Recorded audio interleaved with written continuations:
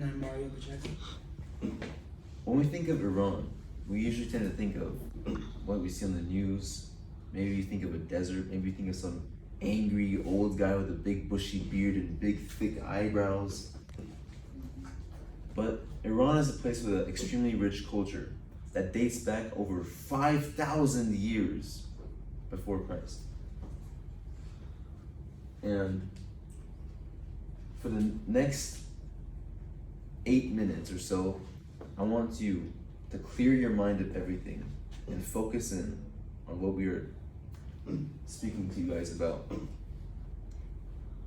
Over the past few weeks, my partner Mario and I have researched this country's history and culture with an emphasis on religion and history, geography,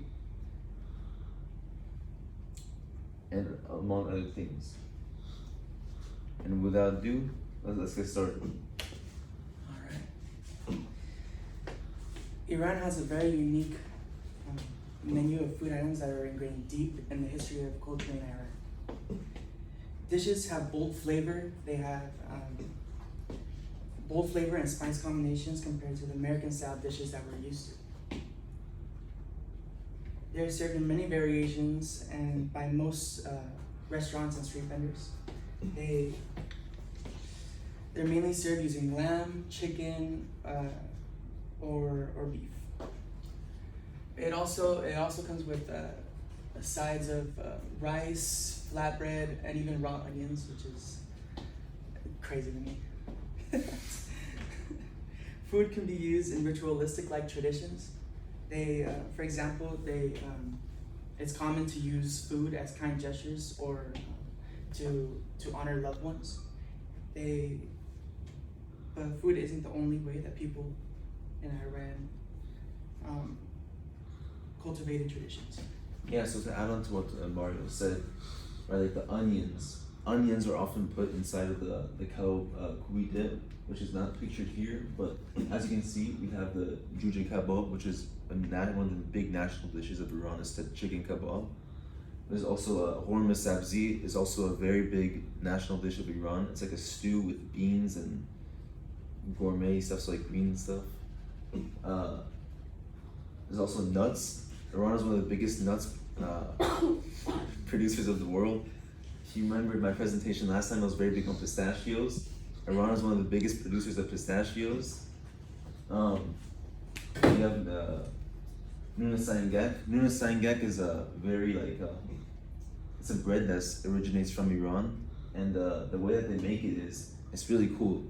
They put the bread on like this big like this pan thing, and they have like a stick, and they put it like into the fire. So if you can see here, then they burn it kind of they cook it over the fire, and it becomes crispier and it's fresh and it's really good. So next up is the history and the religion of Iran. Now these two things are intertwined. Man. So first thing we're going to go off with, this is about 500 BC. The Achaemenid Empire was at that time the largest empire known to man.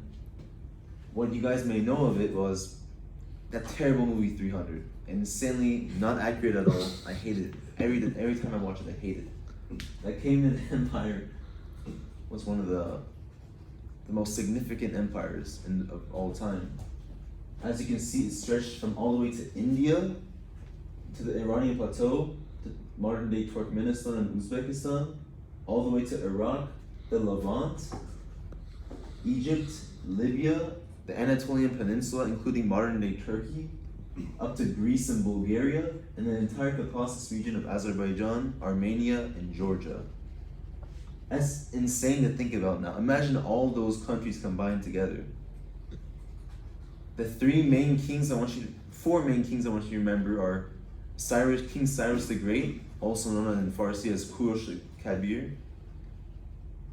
King Xerxes, who was, I believe, the last Shah of Iran before the Greeks defeated them.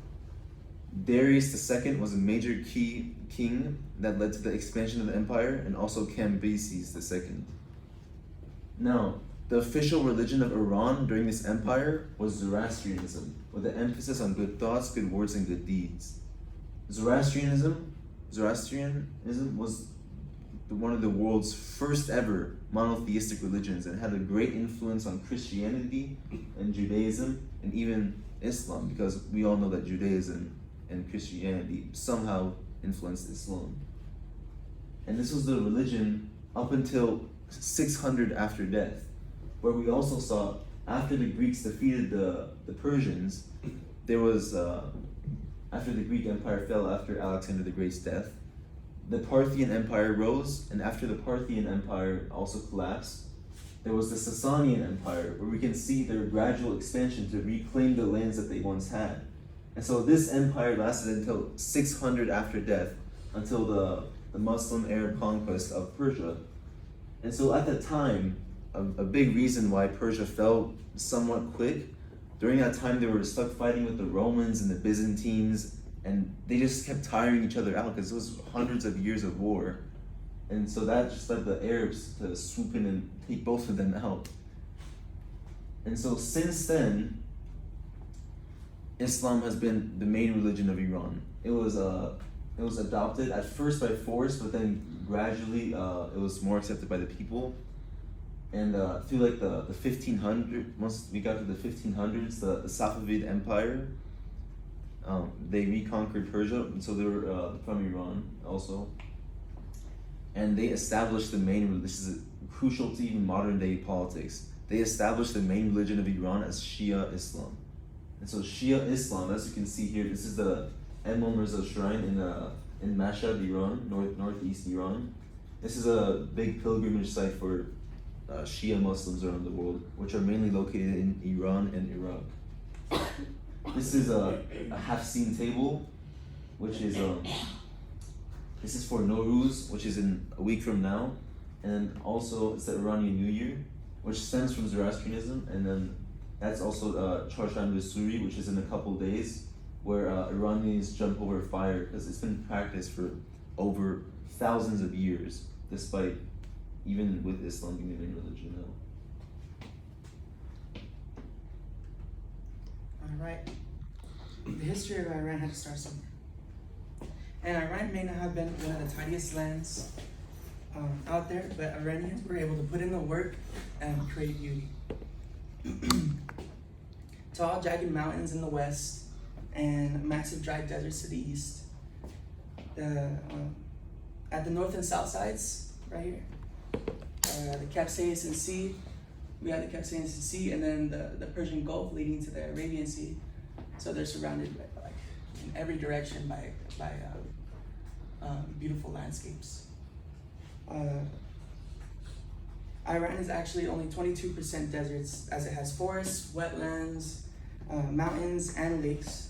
The forests are typically located in the northern provinces, such as Mazandaran, and Iran's most famous lake is Lake Urmia in the northwest of the country.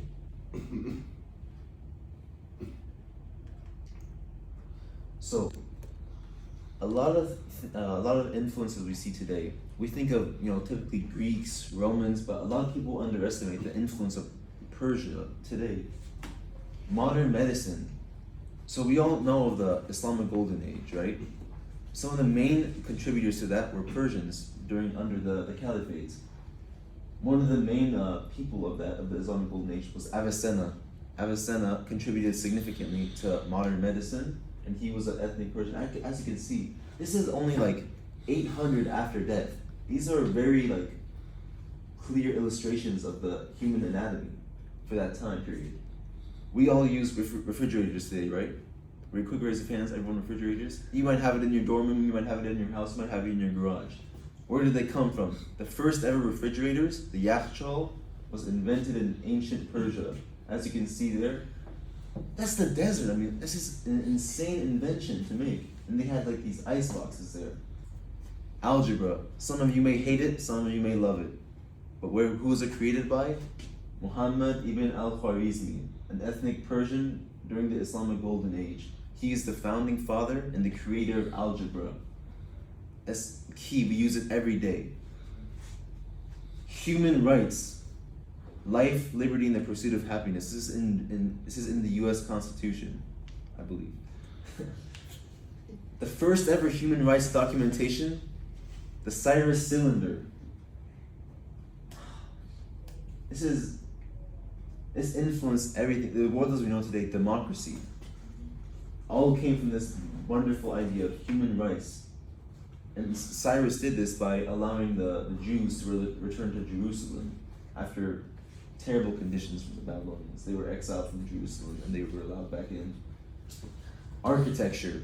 We all know the Taj Mahal in India, but the Iranian influence, like we mentioned earlier with the geography, since there are mountains on both sides of the country, the Iranian influence goes outwards. It doesn't come inwards. They don't get influenced by other people, it goes outwards. So it spread to India. You can see the similarities here between this Iranian architecture mosque and the Taj Mahal, one of the wonders of the world. Has anybody here played guitar? You play guitar? Where did it come from? The first ever guitars, as we can see here, this is 2,500 years before Jesus Christ. As you can, I don't know if you can see it or not, but they're playing an instrument very similar to the guitar. The word guitar itself, what came from an old Persian word, it became an Arab word, and during the Arab conquest of the Iberian Peninsula, it translated to the Spanish word guitar. The post office, we hate it doesn't come on Sundays, but it's key to the modern day. Where did it come from? Where was the first idea of it? This is during the Persian Empire, like we mentioned earlier. Look at how many cities throughout this whole entire area of the world were connected from the first ever postal service system. This is just like the modern U.S. postal service system we see today. While Roman aqueducts are very famous, some of the first ones were located also in ancient Persia. This is very key innovation for its time. All right. To conclude, the history, culture, religion, and geography make huge impacts on the current aspects of all society throughout the world. It has founded some of the most important religious and historical milestones in human history. Food and architecture are some of the bonuses that were built from the difficult ancient ground up to some of the most beautiful things you've ever laid your eyes on. Capable of giving inspiration to not only Iranians, but the world as a whole. So next time you're thinking about visiting or traveling the world, don't be basic and visit Cabo or France. Visit the cultural and historically rich land of Iran, where the kind Iranians gift food and wish luck to travelers. Thank you.